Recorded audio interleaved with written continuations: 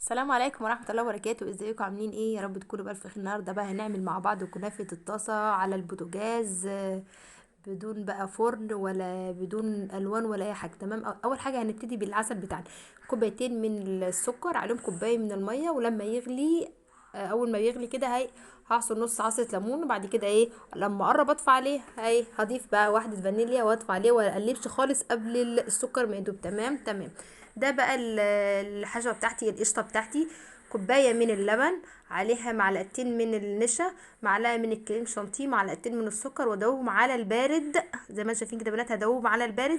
وبعد كده ارفعهم على النار واقلب فيهم لحد ما يتماسكوا تماما، ويبقى يبقى حته واحده كده. تمام.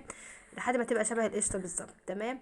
وهنا خلاص انا كنت قلبت على البارد ورفعتهم على النار. وهنا بقى الكنافه بتاعتي نص كيلو من الكنافه فرمتهم في الكبه بتاعتي، ونص كوبايه من السمنه. دوبت بقى الكنافه في السمنه كله مع بعض وكده، دعكتهم مع بعض، عجنتهم مع بعض لحد الكنافه ما شربت سمنه. دي الطاسه بتاعتي اللي هعملها على البوتاجاز. ده انتهى طبعا سمنه زي ما انتم شايفين كده. انا هعمل الكنافه على البوتاجاز. تمام. واحط نص الكنافه بتاعتي وهضغط عليها كويس جدا جدا. لو عندك صينيه اصغر من الصينيه دي ممكن تضغطي بيها كمان. انا عايزاها بصوا كلها ماسكه في بعضها، كلها حته واحده زي ما انتم شايفين كده بنات. انا بحاول اضغط عليها بعزم ما عندي. تمام.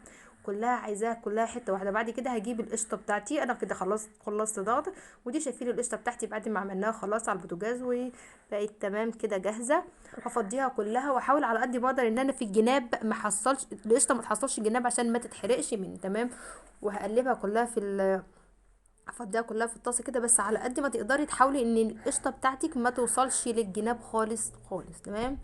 هنا خلاص انا كنت قلبت الكميه بتاعتي. وبعد كده هفضي بقيه الكنافه واضغط عليها بالراحه واحده واحده، وهي مع السخونيه بتاعت النار ومع الصهد وكده هتتفرد لوحدها. تمام. هنا انا بفرد وبتك عليها بالراحه. يعني ممكن تسيبها بعد ما تحطي طبقه القشطه، تسيبها لحد ما تبرد على الكنافه، وبعد كده تحطي الطبقه التانية. بس انا كنت مستعجله حطيت كله على بعضه. مش هتاثر عليكي في حاجه طبعا خالص، ولا هتقلي منها في اي حاجه خالص. واحده واحده هتلاقيها اتفردت، وعلى نار وسط على البوتاجاز وحطيها. واول الكنافه ما تحس ان هي سابت الحرف بتاع الطاسه واللون الجناب احمر، تيجي قلبها على غطا. تمام. وبعد ما اقلبها على الغطا هدهنها دهنه سمنه واقلبها على الجنب التاني. مش عايزه اقول لكم مفيش اسهل من كده، وسهله جدا جدا. في مسافه نص ساعه كنت عملتها وخلصتها. تمام. هنا انا كنت خلصتها، وهنا سبتها خلاص على البوتاجاز زي ما انتم شايفين كده بنات. ده خلاص العسل بتاعي كان بقى تماما تمام. خلاص كده خلصته. ممكن تحطيه في التلاجة كمان. هنا خلاص كانت احمرت من تحت، وقلبتها ودهنت الطاسه برضو سمنه تاني عشان ما تحرقش مني. شايفين لونها جميل جدا جدا ازاي؟ كانت الطاسه لسه سخنه زي ما انتم شايفين كده. وهقلبها برضو على الجنب اللي هي على الوش. وبعد ما تتحمر برضو وتسيب تاني من الجناب هحط لها الشربات، وبألف هنا وشفا هتاكلي احلى كنافه. بصوا هنا بقى الكنافه. طب هتشرب شربات كله معنى كده ان الكنافه بتاعتك ناجحه 100%. شايفين لونها جميل قوي ازاي؟ ولا ضفت لها لون ولا حطيتها في الفرن ولا اي حاجه خالص. في طاسه تيفال على البوتاجاز واكلتي كنافه واتبسطتي. ومفيش اسهل من كده ولا اسرع من كده ولا احلى من كده. ولو وصلت هنا ما تبخليش عليا بلايك وكومنت. يلا باي باي، اشوفكم في فيديو جديد. وكل سنه وانتم طيبين.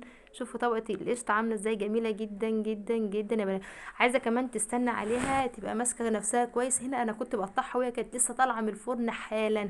اصبري عليها شويه هتاكلي احلى كنافه وتقطعيها كويس. بس انا ولادي ما كانوش صابرين، فعشان كده كنت مستعجله قبل ما يبوظ الشكل. كل سنه وانتم طيبين. يلا باي باي.